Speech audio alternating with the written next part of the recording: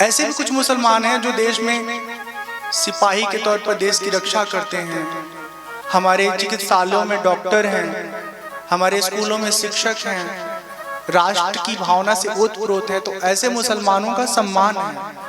लेकिन इन्हीं भारतवर्ष के अंदर कुछ ऐसे मुसलमान भी पल रहे हैं जो अल-कायदा ISI के एजेंट बन करके अपने ही देश को बर्बाद करने में लगे हुए हैं। बहुत भयानक स्थिति सामने आ रही है। एक मुसलमान लड़का जो अपना नाम रखता है उमेश कुमार, राम कुमार, दिनेश कुमार, और माथे पे चंदन लगाता है, दाढ़ी कटवा छिलवा करके एकदम स्मार्ट हिंदू लड़का बन करके, और एक हिंदू लड़की को अपने प्रेम जाल में फंसाता है और फिर शादी हो जाती है।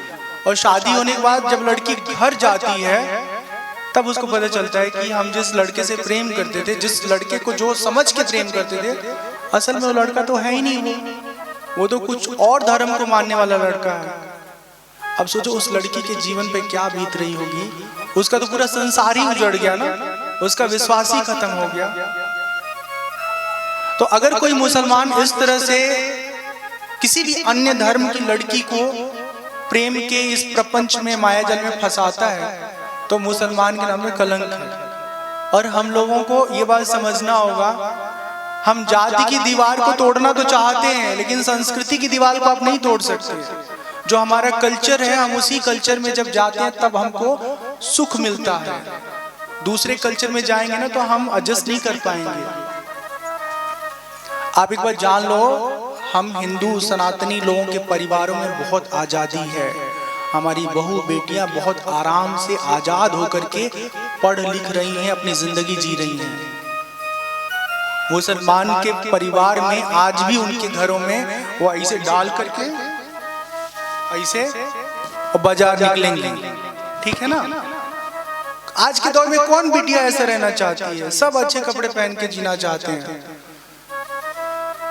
अब ऐसा नहीं है कि सारे मुसलमान वो बुर्का डाल करके रूढ़िवादी जीवन जी रहे हैं। कुछ पढ़े लिखे मुसलमान परिवारों में अच्छे बच्चे हैं, शैक्षणिक बच्चे हैं, जिनके माता पिता भी उदार हैं, अपने बच्चों की जिंदगी जीने के लिए उनको आजादी देते हैं। उनसे हमको डर नहीं है, लेकिन डर जो कट्टर लोग हैं ना, क्रूर लोग हैं, उनसे है।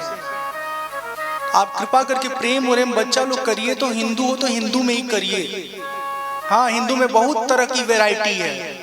हाँ, गोरा है, काला है, लंबा है, चौड़ा है, मोटा है, पतला है, दुबला है, हाँ, कड़क है, नरम है, मीठा है, खट्टा है, तीखा है। हिंदू परिवार में, सनातन धर्मियों में क्या आइटम की कमी है? मतलब इतने सारे लड़के, इतने प्रकार के आपके पास फ्लेवर हैं।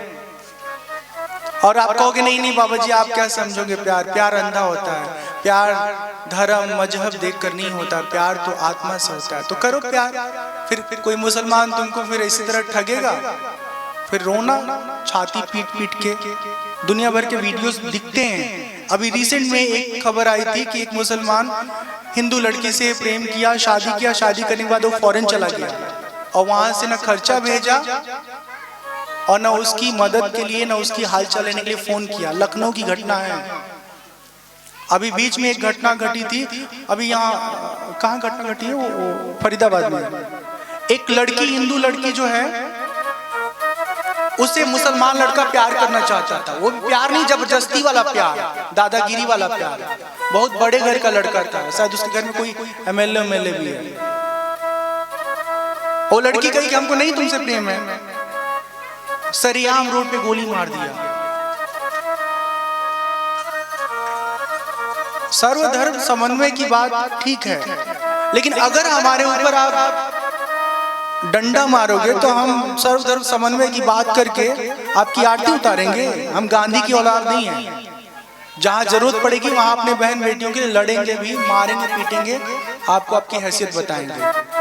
किसी से व्यक्तिगत या धार्मिक कोई खुन्नस नहीं है।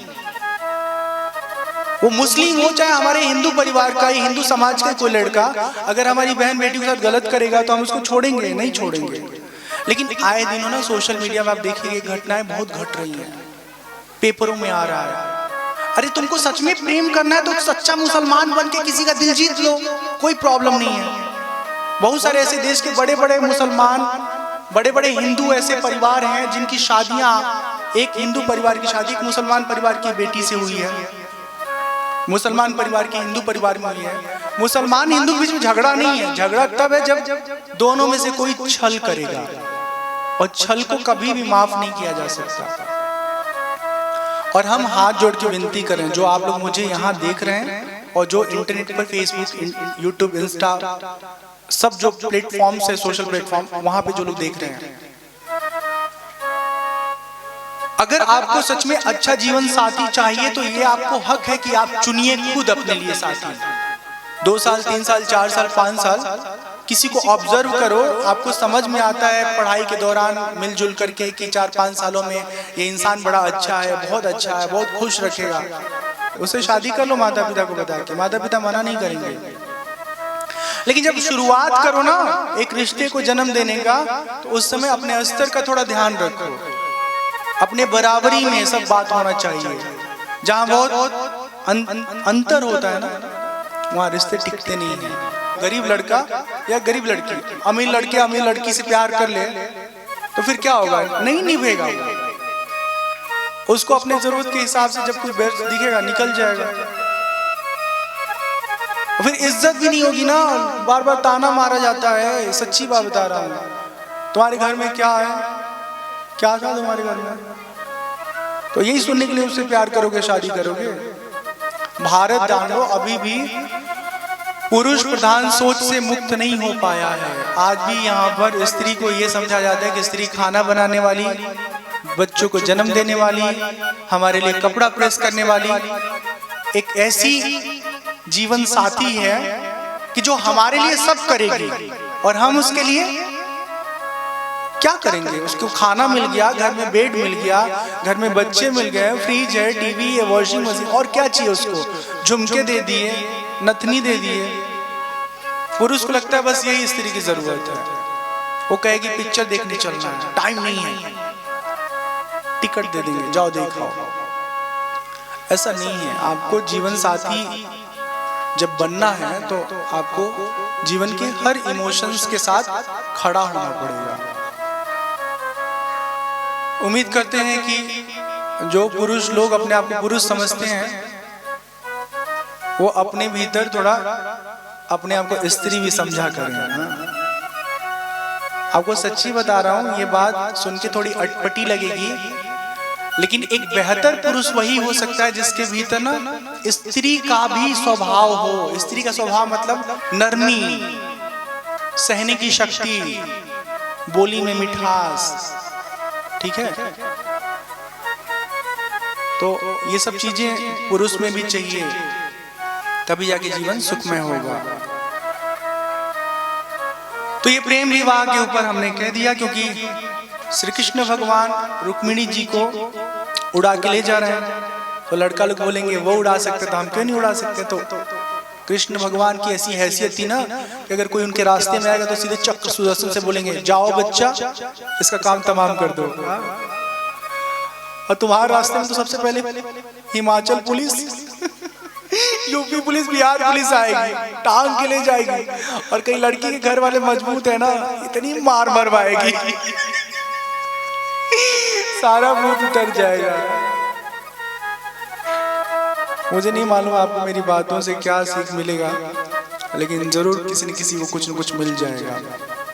एक लोगों के भी जीवन में ना इस बात का असर हो गया तो ये बात कहना सार्थक हो गया। और दूसरा ये बात बहुत खराब लगता है कि मतलब माता पिता को हम एकदम से दरकिनार करके उनको अपने जीवन से एक करके हम अपने जिंदगी में सुख शांति चाहते हैं। कभी सोचो ना कि जिस माँ बाप ने तुम्हारे लिए 17 साल, 18 साल, 20 साल कितने कितने प्रकार के पापड़ बेले, संघर्ष किए, और तुम चंद महीनों, चंद सालों के प्यार में उनको लात मार के और अपनी नई दुनिया बसाना चाह रहे हो। उस माँ बाप के अच्छे कर्मों का फल इस तरह से दोगे तो तुम्हारे बुरे कर्म का फल कितना बुरा होगा। तो कोई भी फैसला लीजिए तो माता पिता के साथ दुर्व्यवहार करके नहीं, अच्छे से लीजिए। ऐसे भी लड़कों को हम जानते हैं कि मम्मी पापा बोले कि हमारे मर्जी से शादी करना है, बच्चों ने कहा ठीक है, आप खुश। इसको हम बहुत ज्यादा सही नहीं मानते हैं, माता पिता को भी थोड़ा सोचना चाहिए, समझना चाहिए बच्चों की जिंदगी को लेके। कई बार क्या होता है ना, बहुत खराब स्थिति हो जाती है। अब मेरा एक दोस्त है, वो एक लड़की से प्रेम करता था, ठीक, सच्ची घटना बता रहा हूँ। उसके पापा ने कहा नहीं, शादी वहां नहीं होगी, वो दूसरी जाति की है। हालांकि दोनों पंडित थे, लेकिन पंडितों में भी ऊंचा और नीचा होता है। ये ऊंच नीच की जो खाई है ना, ये हर जगह घुसी पड़ी हुई है। तो क्या तो हमारी बिरादरी की लड़की से शादी होगी। अब शादी हो गई, अब जान के हैरान होंगी, जिस लड़की से शादी हुई है उसका प्रेमी भी मेरा दोस्त निकल गया। ठीक है, सच्ची बात बता रहा हूं। ऐसे बात हुआ कि तुमने कभी शादी के पहले प्यार व्यार किया है? बोला हाँ किया, लेकिन उसकी शादी हो गई। किससे हुई? बोला फला लड़के से हुई है, फला काम करता है, मैं परिचय नहीं बताऊंगा। हम तो शॉक्ड हो गए कि तो हमारा दोस्त है। अब देखो इसमें नुकसान क्या हुआ। नुकसान ये हुआ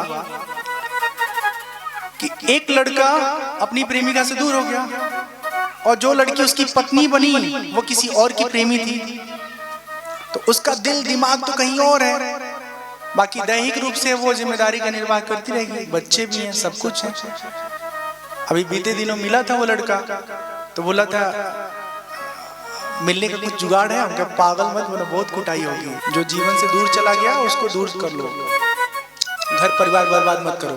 तो जो इसमें होता क्या ना, इसमें बात समझिएगा, इसमें होता क्या कि आप अपने मर्जी से बहू रानी लाई हो, और दूसरे की जो है माशूका आ गई, दूसरे की प्रेमी आ गई, तो रहेगी आपके बच्चे के साथ, और उसका दिमाग दिल दूसरे के साथ रहेगा। तो खाली डब्बा लाने से क्या फायदा, भरा डब्बा लाओ ना। समझ में आई बात? लड़का लोग खुश हो गए होंगे। कुल मिला के आके हमारी बात आपने कही डाली। लेकिन फिर आप लोग ध्यान रखिएगा कि अपनी औकात, अपनी हैसियत में ही रिश्तों को जन्म दीजिएगा।